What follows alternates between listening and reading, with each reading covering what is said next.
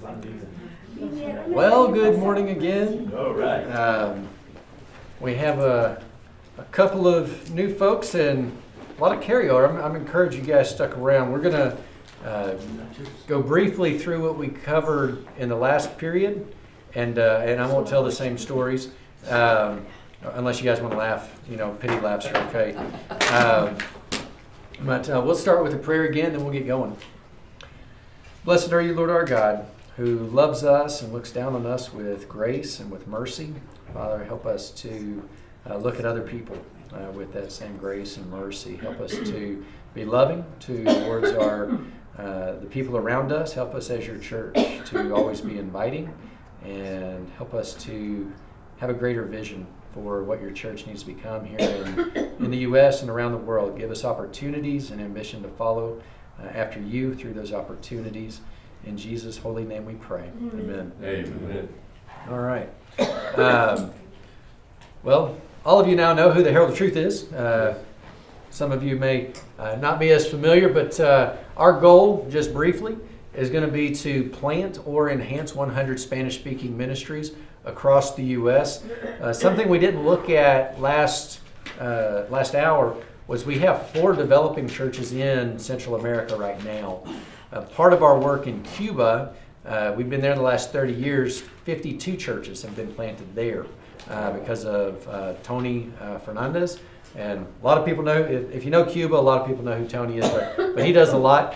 Last time, we kind of looked at what we do and what we don't do, but I really want to kind of jump in right now into a few of the things we covered as far as the mission evangelize Spanish America part.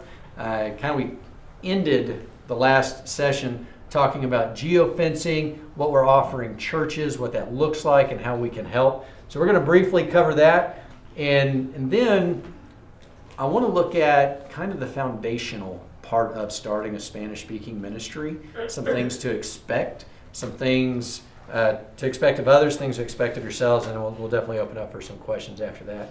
But we looked at 60 million Hispanics here in the U.S., largest, fastest growing demographic that really needs to hear that story of Jesus. I'm going to put these back up here. This is how many in 2 years churches that popped up, reached out to us. And this is not even updated. Somebody asked me last year, I didn't see anything in California up there. We actually have one in California right now in Los Angeles. Really neat to know where natural disasters are taking place and what the church is doing to help with that. It's a big part of relief work that we can be involved in and helping churches as well be a little more aware. There's 6 of them right now in Texas there. El Paso's 2 of those, you and Carlos. Just churches that, if we can help in any way, it's what we want to do. So this is a big part of everything we're going to do. These 3 P's are real important: your plan, your product, and your personnel. And as you think about your plan, are you involved in Spanish-speaking ministry in some way? My wife came out of the Spanish-speaking churches, so whenever we go visit family and all that, we're there. I actually work for World Bible School. Okay, very cool. Are you located in Tennessee by chance? No. Okay. I'm in Texas. I'm down in Hutto. Okay. Because World Bible School, I think, usually puts a table up at one of our events in April.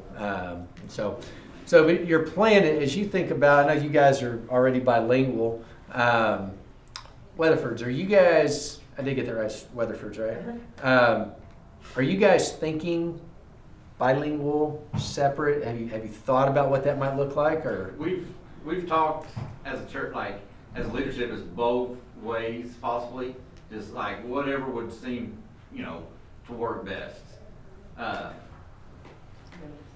We haven't made really like a stone. Just like we've looked at other congregations, how what we talk about Westbury, kind of how we've watched and talked to some of their leadership of how they accomplished it. We visited a church in Albuquerque that was like, it was kind of the way they integrated just certain parts of service together, but separated it, and like they had communion and all, singing and stuff before, and then they split and then came back. So we've explored different avenues of what it would look like. I would say at some point it's going to feel natural. That there's going to be a path that seems like this is the natural way this should go. Doesn't mean it's going to be problem-free, but I think as you develop a plan and you talk to your personnel and you figure out what you're offering, it'll make sense as you go. If you have 0 people that volunteer outside of 9 to 12 on Sunday mornings, as far as if it's going to feel very natural to stay in that window because that's where your help is. And so, talk about the product, developing. You guys have a ton of ministry outreach things going on. I think you sent me 5 or 6 different ministries you guys have going between the prison and the elderly and the food and the ESL classes, immigration. A lot of neat things. Part of the Mason network that's really neat is learning about what you guys are doing and how other people can maybe do what you're doing on the East Coast, where we have a lot of need for that as well. So the product is kind of where we landed, and I'm just going to leave some of this stuff up there. We're going to talk about geofencing for just a moment, what that looks like. So in every church, we're going to have people that are going to be working to help develop whatever your marketing product is. And so as you guys think about a commercial and what we're going to geofence, or maybe flyers, things to put in the community, we want it to be as professional as possible. And so we want to develop something that if you were on social media and you saw it, you'd be like, hey, I want to go over there. These folks, and if we put something out that's not professional, be like, I don't think they really want me to come there. And so that's why the product is really important. And it doesn't need to get to a point where we're obsessive about the tiniest of details. We're thinking big picture, attractive, this will draw somebody in. Geofencing, as I explained last hour, is the most targeted marketing that you can do. And so the example we gave was you go to Walmart, you buy toothpaste, you go home, all your social media stuff is now covered with toothpaste ads. And it's weird because a lot of times we think it's our voice. Like if we talk about something, and next thing you know, like I started going to the gym back in mid-December. And then all of a sudden these bodybuilding ads are popping up on my social media. I'm like, please don't do that. I'm not clicking on that stuff, But because I was talking to somebody about working out or maybe adding protein to my diet, now I get protein bars popping up and I'm going, somebody circled the gym that I go to. But oftentimes we don't see people are crafty in what they're doing. And so the church needs to do the same thing. Like wherever our target audience is, that's where we need to be putting what our product is.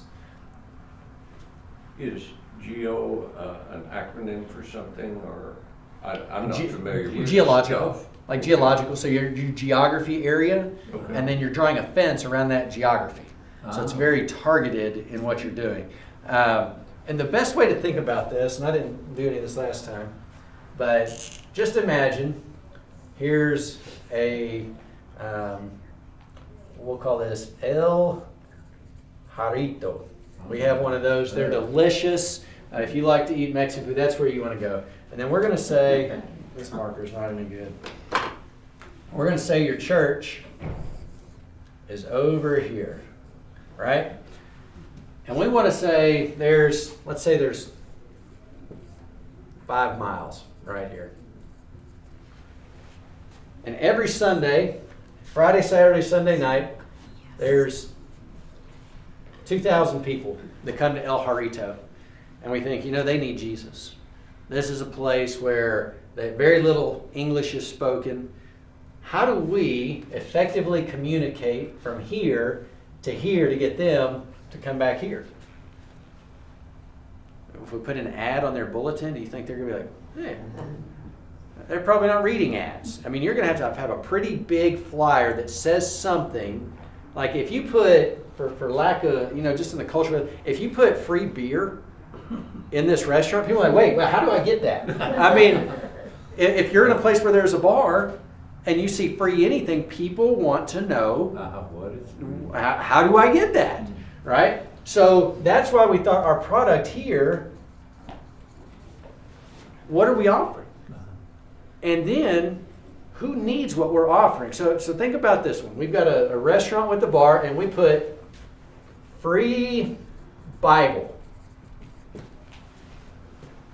How many of our friends in that atmosphere are like, tell me more about this free Bible when it's next to free beer?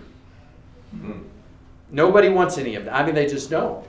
And so we've got to be real targeted and specific about what it is we're offering, which is why it's so important to know the needs of the Spanish culture in your community. And again, it's different in every place. You may have mostly second, third generation that don't speak Spanish. So ESL classes may not be what they need, but they may not have work. So if you put a sign, if you knew the construction world was really big, but people don't know about it. You know, jobs, you know, $20 an hour. Put your phone number up there. Guess who's calling you? You're going to get a lot of calls. I hope this is dry erase. Okay, good. But you're going to get a lot of people that respond to that kind of thing. So the church has to be very creative in what they offer the community. And so once we figure that out, people over here that are struggling to order in English see free beer and free English classes. Don't mix those two. But they see free English. They're like, okay, I can use that. Where's that at? So part of developing this plan is if you're going to offer free English classes, when is the best time to do it? That may be different for everybody. We have Esteban, who works as a minister. He teaches free English classes on Tuesdays, Wednesdays, Fridays, and Sundays if needed. Now, not everybody's got a guy that does that. So you got to figure out, what's our volunteer? What's our personnel look like? What's our team? And what are they willing to do? Because if you abuse your volunteers, you lose your volunteers. And so it needs to be on their schedule. But we also have to consider the schedule of people we're looking for. And so, kind of like I told you in Mississippi, they met on Tuesday nights for the first several months. And they said, man, everybody gets off work Friday. And then they have Friday night. That would be the best time for them to have some reprieve from child care, a free meal, and some English classes. Man, they will flock to that. And Winston, who speaks very little Spanish, teaches these ESL classes. And I'm going to share some stories as we go through this session, kind of give you an idea of some things God's doing. They had a lady show up. They had no translators. So this lady's showing up to learn English, and Winston's talking to her, and she goes, oh, my daughter would come up here and translate. This was an abuela.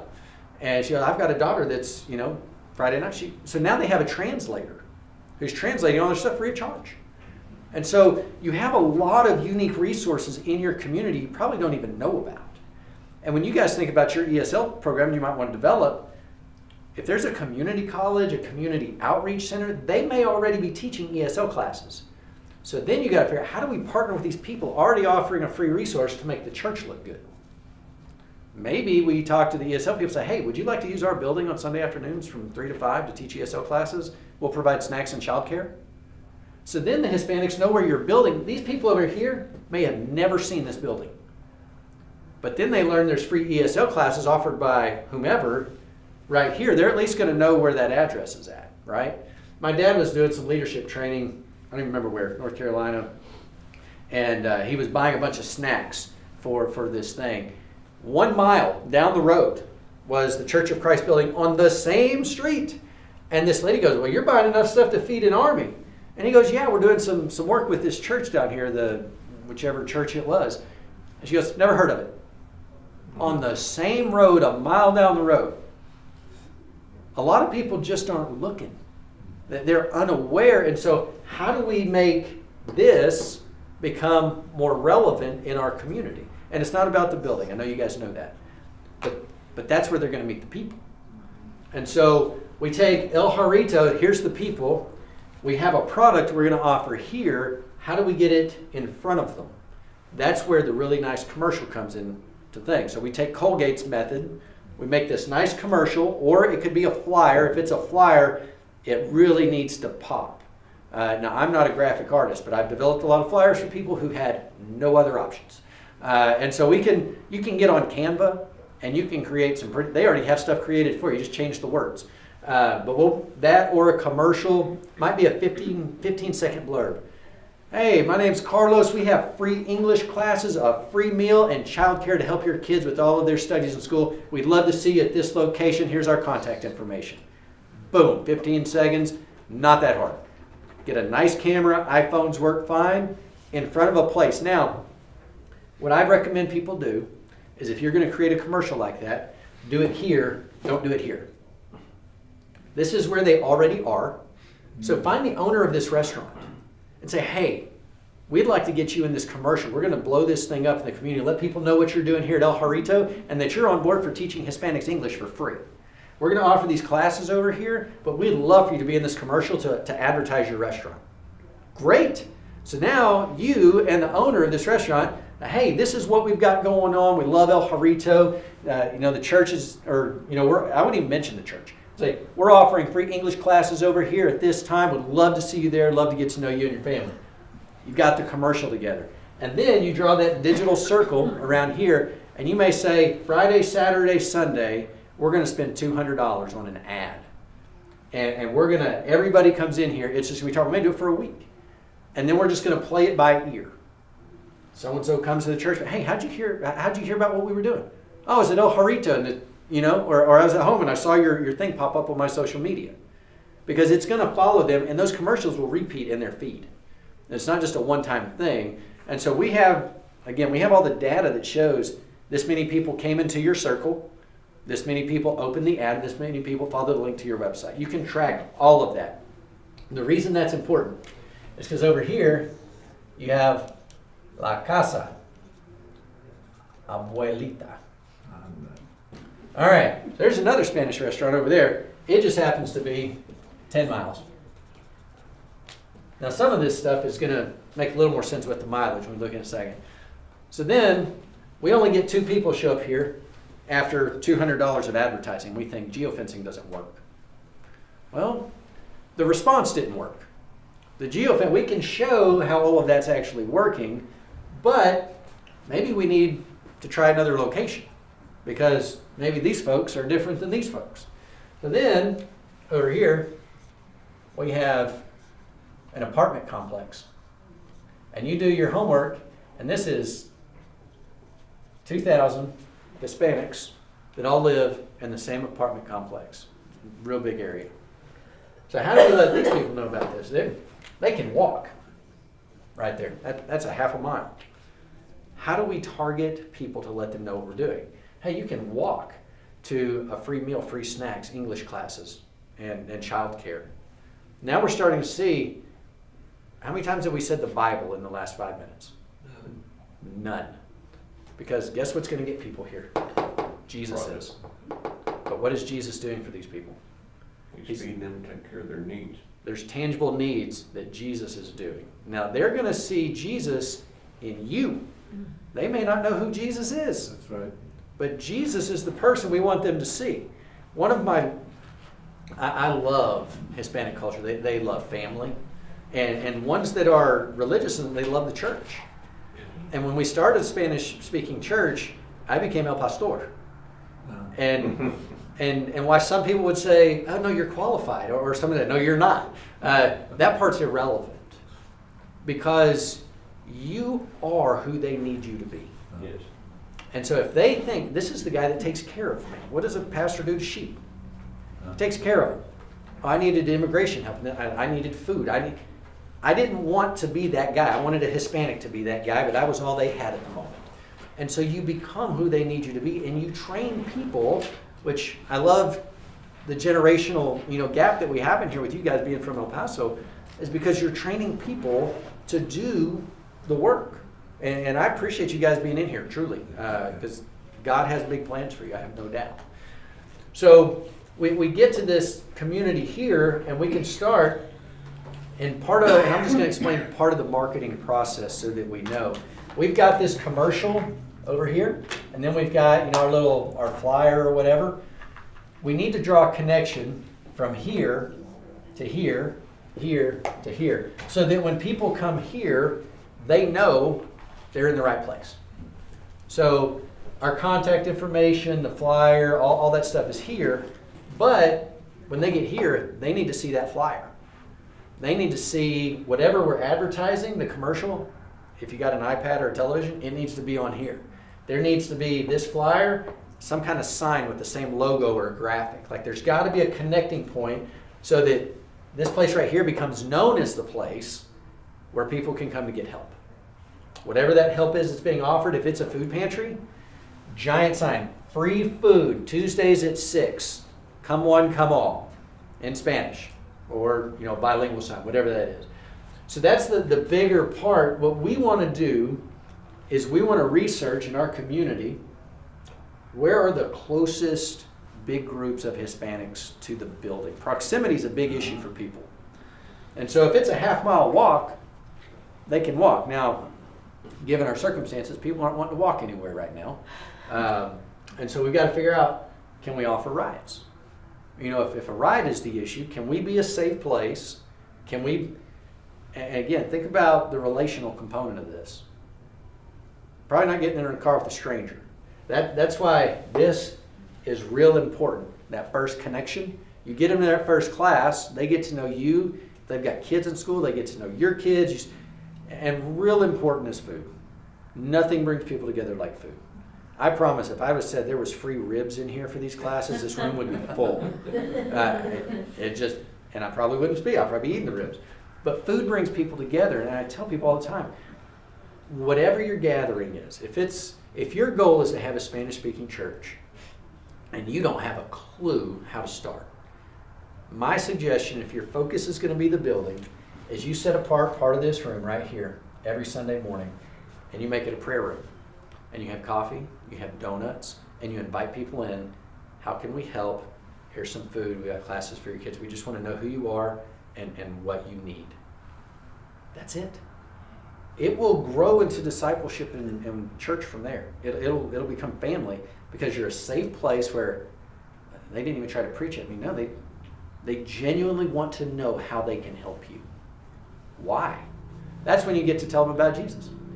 And they may not ask why for a long time. They may already believe in Jesus. They may say, I need the hot drink. It's freezing cold. Great. That's what we want to help your immediate tangible needs, whatever those are. And if it's breakfast, great. It's always going to be food. Now, I shared last class period, in Green Bay, they grew astronomically quick. And I'd say 30 in a year is pretty astronomical for what they started with. In Hot Springs, they're kind of frustrated. And not frustrated, more deflated a little bit because they had this grand vision and they just can't get people to the building. They stopped buying donuts because they had a lot of people coming in to eat the donuts that were just members because no Hispanics were showing up. And so their plan when they started was, let's do ESL classes on Sunday mornings and advertise it. Well, it's turning out that's not the best time for the Hispanics in the community to do ESL classes.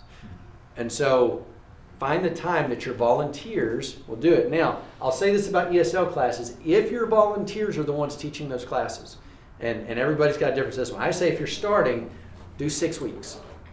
Do a 6-week commitment to where somebody doesn't start week 2 and think, are we ever going to stop offering these classes? Is this a lifelong commitment? Because they'll burn out. And so 6 weeks, regroup, get names, follow up, build relationships. And then ask the people, if there's people coming, just like in Mississippi, do you think more people would come if we did this on this night? Wednesday night's a great night for any kind of outreach or any night during the week where you're already meeting because you probably already have kids classes. That's free childcare. You may already have some kind of feeding program. There's your free meal. And then do your ESL classes. I've had some churches say, we don't want to take our members out of Bible classes. All right, how about for 6 weeks, we let them teach? You've got to be flexible. I promise in the next 6 weeks, they're going to be okay. And some people do, again, to each their own, but use the resources you have when you're already together. Because if you try to draw volunteers on times when you're not there, a couple of things are going to happen. One, you're going to be limited in your child care because you've got to bring in a teacher and child care. And I tell people child care can be popcorn in a movie. Kids are used to screens. As much as I hate them, they're a good tool when you need calm and quiet while mom and dad are learning English. And I would also suggest offer as much stuff as you can at the same time, because it's going to bring more people. If you have English, childcare, tutoring, and immigration on the same night. Now, you may have people that need some of all of it, but you've just got to trial and error, figure out what is the need, when can they get here, and can we accommodate that? As you do that, taking videos and pictures of all of the people being there, like you saw the commercial, I'll show that again in a minute. You saw all the people. In Leander, they started, when I started talking to them, look, we have a food pantry, 150 Hispanic families come every Wednesday night here. And it's a drive-through. They don't stay for anything. They drive through, they get food, and they go. It's like, you have built-in outreach. Like if you put free English classes in that little thing, they're coming back again for some free English classes whenever you offer them. And so be creative in your outreach. And then again, the relationship, contact information. And one of the most important things that we talk about this place is it's got to be a safe place. How do you make this a safe place? You have to communicate to your membership. This is the plan. Are there any concerns or questions? I mean, as a whole, that group needs to say, this is the right thing to do. This is what we need to do. If there's any concerns, we want to have a meeting with you to figure out what those concerns are and how we can address them. And I've recently talked to people who have written papers on everything that's going on politically right now. And the struggle is there are some folks that think the church's responsibility is to research documents. I mean, there truly are. These people right here. To do what? Research their documents if they're legal or not. Oh, okay. That's not our responsibility. Right. Our responsibility is to share Jesus with them. Amen. And so if we will do that, if at some point they ask for immigration help and we can help them, great. But I promise you, they're not coming here and going, I'm here illegally, will you still help me? They're not volunteering that information, so why are we so concerned about their information? We don't ask. And we shouldn't. I mean, if you came to our church and I said, have you ever been divorced? Do you have a drinking problem? Have you ever looked at pornography? No one would show up. I mean, everybody's got something. And so the point is, share Jesus with them. They're going to learn what grace is. They're going to learn love it. They're going to learn the church wants to help you. And at some point, they're going to say, you know, I struggle with this. How can the church help me with this? If their struggle is English, food, clothing, whatever that is, that's going to be that immediate tangible need. When there's a spiritual need, they're going to go to the place that's meeting the physical need. They're not going to look for that somewhere else. And so that's why this needs to be a safe place. And that's why the church all needs to be on board. And in a church bigger than 5, I'd say there's a good chance you're going to have somebody who goes, I have a question. And there's something that's going to come up. And that's where your leadership needs to be in tune to say, this is how we're going to handle that. And so as the leadership meets and says, look, if a concern comes up, this is how we're going to address it. And we don't have time today for those kind of conversations. But if your leadership ever wants to meet and I can be of help, we'll set up a Zoom and say, hey, these are our concerns. Because even in college side, they had some pretty good concerns. They sent me a list of qualifications for what they were looking for, concerns, and we walked through all of it together. And so that's kind of what we're here for. We've been blessed with a staff that has a lot of experience in a lot of different places. And so as we can help in those different needs, we'll do that. I want to pause. Are there any questions about the geofencing, the marketing, any of the components of that? Thank you. Would it be wise to like El Jarrito and La Cocina Abuelita, to kind of tap on both of them, but there would be a different cost, no? The cost would be, of course, double. No, we could circle both at the same time. Oh. And what you end up with in our report is we'll know the phones that go from here to here. The research shows you that. So if you said, hey, 30 people came from here and 2 came from here, all right, so now we know this is a more popular place for social media or whatever it is. But restaurants are not, immigration offices, hospitals, construction sites, you know your geography better than I do. And so you got to say, hey, I don't need the coordinates, but if you said, hey, here's an address, draw a circle around this block. And usually what I get is somebody say, hey, there's a strip mall right here. There's a restaurant here. There's a sporting goods store here. And then there's a Spanish food market, all in the same area. Great, we'll just draw this circle right here. And everybody that comes in for one of those three things, that's embarrassing. I thought that thing was off. How did it get through? And you see, the bad thing is all that's being recorded. But I can't turn my phone off because it's connected to my computer for the internet. So again, any other questions on this? Geofencing, how we're circling stuff back around? So it's literally just put in an address. Because I mean, like, the trailer park, just literally just one of those and you can circle it. Yeah. We have a partner, Nice Guy Marketing. He's in Tennessee. He does all the geofence. Like, you have to have an account to geofence. Like, you couldn't just get online and geofence yourself. Like, it's got to be a company that specifically does it for you. And you would want that because their company is the one that shows you the breakdown of all of your statistical data. You'd have to know what you were doing before that, and you have to have an account for it. So we third party that to John Reams, who owns Nice Guy Marketing. He's a member of the church, great guy. And we work with him. So again, all that's part of the stuff we offer for those Mesa churches. All right, I'm gonna attempt to show. I don't know if I told you guys about Honduras. No, we had a banquet a couple weeks ago in Nashville. I mentioned Honduras, invited everybody there. Our VP got up, she invited everybody there. And then our chairman of the board, he was leading the closing prayer, and he got up there. He said, "I don't know if you guys know this, but we're headed to Honduras in June." And everybody had a good laugh at our expense. So let me. There we go.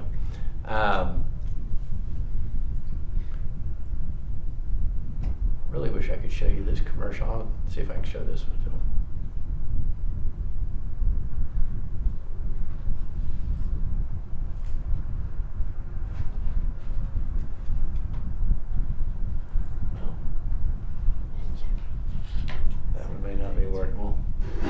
We'll watch this one again to see you guys. Hola, ¿qué tal? Saludos y bendiciones. Mi nombre es Carlos Jaramillo y mi esposa María Jaramillo. Y queremos decirles que la iglesia de Leander Hola, sirve ¿qué a tal? nuestra comunidad. Saludos y Tenemos bendiciones. el banco de Mi comida, nombre en el es cual tú Carlos quieres, Jaramillo, y si tú mi puedes esposa, ayudar, puedes María venir y Jaramillo. ayudar a nuestra Estamos comunidad. Buscando un lugar donde alabar a nuestro Creador, There you go. donde puedas It was slow catching up.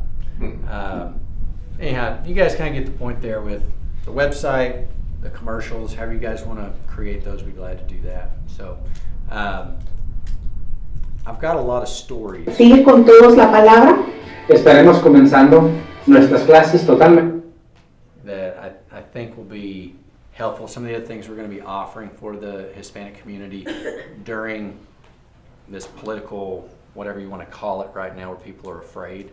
So if you have questions as we go, feel free to jump in there. Esteban and I think this Sunday are going to offer our services online. We meet in a small room, and it's going to be a time of fellowship, breaking of bread, prayer.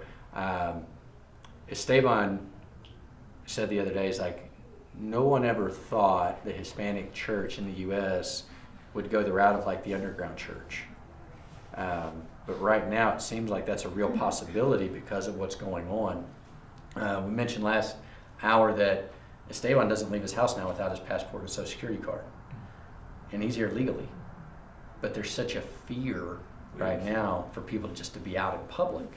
And so, and there's people that look Hispanic that are not Hispanic. I mean, Esteban looks like he's Asian, but he's still very aware. And so to be mindful of that, our Sunday morning gatherings will be online for people. Be very informal, not preachy. Just how can we help? How can we pray for you? Kind of develop a community of prayer online. And as other groups develop from that, we'll be helping them as we can. Yes?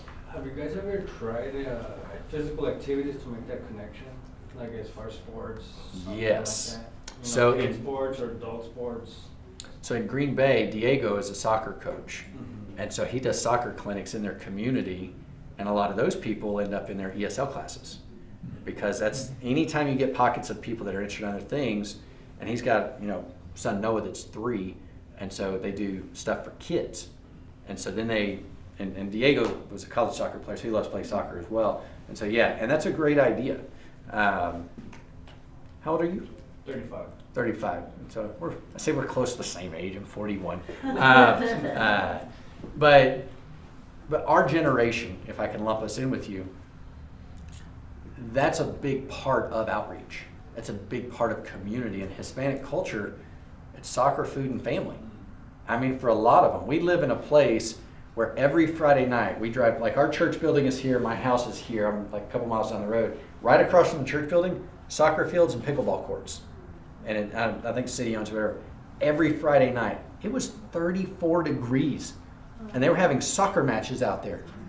And I was like, yeah, I'm too old for that. But the point being, they have a community already. And what was neat was my daughter's become good friends with a kid at her school. And I was over on the pickleball courts. One of my other daughters had left something there when we were playing tennis the afternoon before. And so I showed up, and Ellie's friend was over there playing soccer. And I said something to him in Spanish. And then his dad and mom were like, wait, what? And so he's like, oh yeah, this is Ellie's dad. And so we got to build, a conversation. And it's neat, just you never know those opportunities they'll be put in your path. Yesterday, this was wild yesterday. And to give you guys an idea of how important just talking to people is. So many times we just walk right. We're so busy. We're this. And if you want to cross cultural barriers for evangelism, you got to talk to people. I mean, you got to smile. And so I was in the airport yesterday. I had an hour before my flight. And I see this guy on his phone. And he's looking up. And he looked over at me. And he said something in Spanish. I do not look Hispanic at all. He did not look Hispanic. He's from China. And he looks at me and says something in Spanish. And I was like, people walking by have got to be wondering, what is going on here? And so I responded to him in Spanish, and he was like, huh. And we started going. And so his phone was all in Chinese. And then he converted it to Spanish so I could help him find his flight. And I just thought, how cool is our God that a guy from China randomly says something to a very not Hispanic looking guy in Spanish, and then we were able to strike up friendship, swap numbers, but you never know who you're going to run into that you can help. And that's got to be our goal, is how can we tangibly help somebody? I didn't think I was going to help a guy. I didn't think he was going to talk to me. And so we've always got to be open for that conversation. And as you do that, whatever it is you're offering, hey, do you play soccer? And we got a group that plays over here, huge community, would love to have you. Whatever it is you want to develop and build relationships in this community. Because when people find something good, they want more of it. If you make a little investment and it turns into times 10 in a week, what's your first thought? Man, if I would have put more into that, and now I am going to put more in. I mean, that's what we do. And so, did you have a question? And so that's what I would encourage you to do, is you think about building that relationship, and then figure out what's the most non-invasive community building way we can utilize our building to help people. Prayer and food. Whether people are religious or not, they believe in prayer. And so if you say, hey, how can we pray for you? Everything's great. Fantastic. There's something we can help you with. Some people may not want to open up. But my wife, right after I left yesterday, had coffee with a woman she had met once, and this woman was going through some hard marital times. And she came to our church Wednesday night, and somebody said, hey, Kristen speaks Spanish. And I'm on social media a lot with our Spanish outreach, and they talked for a while, they had coffee. As they're leaving the coffee shop, this woman asked my wife, do you know Pastor Chase? She said, yeah, I know him pretty well. It's just funny the way people are connected even without knowing it sometimes. And that's one of the reasons it's really important to have a stand-up reputation where you go. If you say you're going to do something, do it. If you're going to offer something, offer it. And do it with a smile. I mean, imagine Jesus is next to you. I mean, I know we think about that sometimes, but if I'm doing this with Jesus, he's there even though you can't see him. But he's what other people are going to see as you guys develop your ministries. One of the things that we do in our English school is an orientation, and we got to keep repeating this, is that we have the people that are from the community. And Bible part, we always say we don't mention churches, and we try not to mention churches at all. It's not about that. And we've gotten a lot of compliments from that. And about 28 years maybe with the school. Just one time, some guy came in from Juarez to kind of start into it, but we shut down. We've never had a problem. But we don't mention churches. That would be like a slap in the face. I'm glad you brought that up, because this commercial that you can't see, I'd encourage you, if you'll email me, I email you the commercial, I'll send you a link, you can watch it, or you can go to that website. I love the Church of Christ. Grew up in it, proud of my faith heritage. But when you say Church of Christ, people know who you are. I mean, they make a lot of assumptions. If I said, oh, I'm with the Second Baptist Church out here, first, your first thought is, how did you get over here and an opportunity to speak? And then your second thought is, well, I already know what you believe about everything. I mean, if you've grown up in Churches of Christ, you know what most other religious groups believe in some capacity. We've just been taught, or we've met people we know. And so like this commercial here, we don't say Churches of Christ, we say followers of Christ. Okay. And that's a lot more inviting to people. These people follow Jesus. But if I said Churches of Christ, they think there's a motive. They want to teach me what they already know. At a minimum, people say followers of Christ. I've not heard of that, which is a shame, because we're oftentimes, what church do you go to? Not, are you a Christian? Those questions for a lot of people mean different things. And so we need to be cognizant of the fact that people have a perception, and we need to be aware of that. And so when we promote Jesus, one of the biggest problems I think in the American church today is we have converted people to the church, not to Jesus. Yes. And if we'll learn to convert them to Jesus, the church stuff will take care of itself. It really will. But if our focus is getting them into a building and making them a member of the Church of Christ, we're going to struggle, because a lot of times we don't really know who Jesus is as we're doing. We know who the church is, but there's a stigma that comes with that, and a lot of people already know that, and they don't want to be part of it. And so, I think I would like this commercial, because I don't know if he's black, and she's Hispanic, and we are reaching a lot of blacks now. Yes. And that would be. Let me see if I can just pull this up while we got a second here on YouTube. I have it on my phone if you want me to just set it in front of you. Oh yeah, no, that'd be great. It'll be small, but it could at least play maybe. And when we, so we're. Oh wait, here it goes. Oh, did you get it? Maybe it'll work. Is my phone still? Oh, my phone disconnected from. There it goes. Worked for me. There we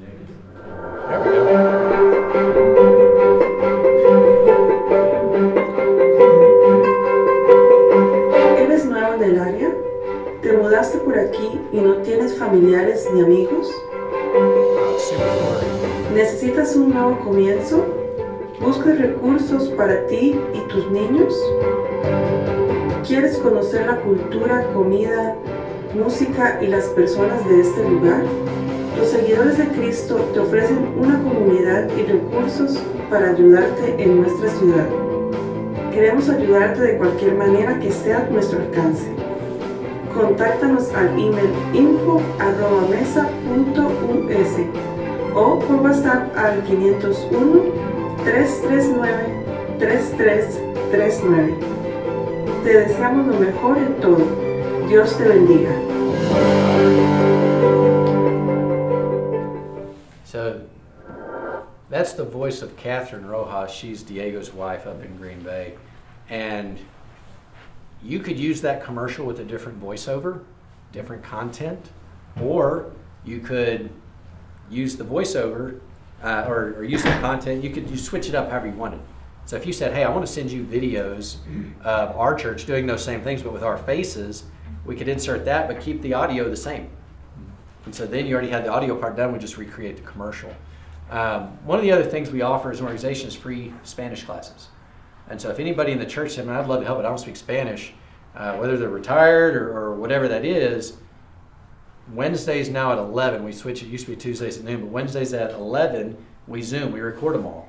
And so if you've got WhatsApp or GroupMe on your phone, I can send you a link. You can go back and rewatch all the Spanish classes. And it starts with the alphabet and it goes all the way through all the verb conjugations and all that kind of stuff, so you can learn a little more Spanish. And I've got somebody in Detroit and somebody in Tennessee right now that are faithful. Every Wednesday they show up for those classes. At And so, 11.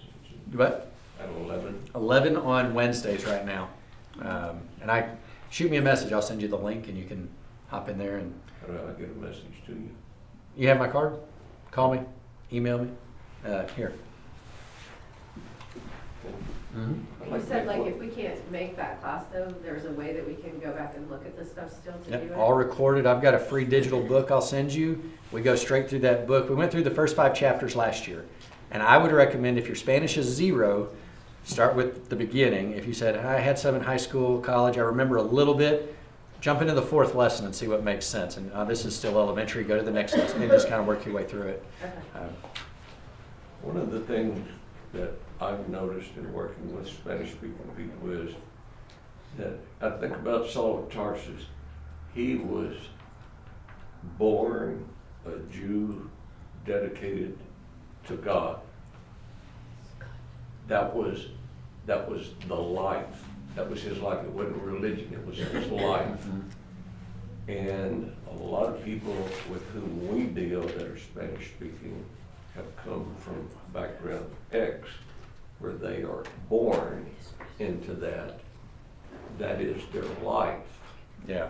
And so this approach of like food, clothing, shelter, etc., that's what they have here. Whether they're involved in the religious aspect of that or not, what they've been taught, God, Christ, etc., that is all family action, family oriented. That's who we are. When we get together, when we go to school, whatever. And so when we're trying to teach them to eventually, I don't like a better word, convert or whatever, then if they are not seeing this family of caring and love, etc., they are not going to leave this. Yeah, there's security there. I wanted to mention too, you guys think about your outreach. It's going to build community in your church as you work together to reach another demographic or another ministry. And you may have people, tools in your congregation that are unrealized tools. You may have somebody that is a social media expert or a videographer that you just didn't know. One of the things we do is, we have a mechanic. And so if somebody comes in and we realize they have car problems, why would we send them anywhere but to our brother who's a mechanic? Because a lot of people will offer their stuff free of charge or at cost to help somebody, and it builds a relationship. I've got a mechanic at our church, and anytime my daughter just turned 16, we got her an old used car. I took one car to him. He looked it over real good. He told me all the things about it, good choice, bad choice, whatever. So I tried to give him, he spent 2 hours test drive. All over. I was like, I need you to do me a favor. He goes, yeah, anything you need. I said, you got to say yes before I ask. He goes, yeah, whatever. So I tried to give him a $100 bill for his time and for his family. I was like, he's got 6 kids. I was like, take your family out to eat, which that won't even cover it. And he said, absolutely not. Like, no way will I take your money. He's like, you go bless someone else with that. And I thought, that's what we need in the church. Like, you think I have more love or less love for that guy now, we give people opportunities to serve and build community that should already be there.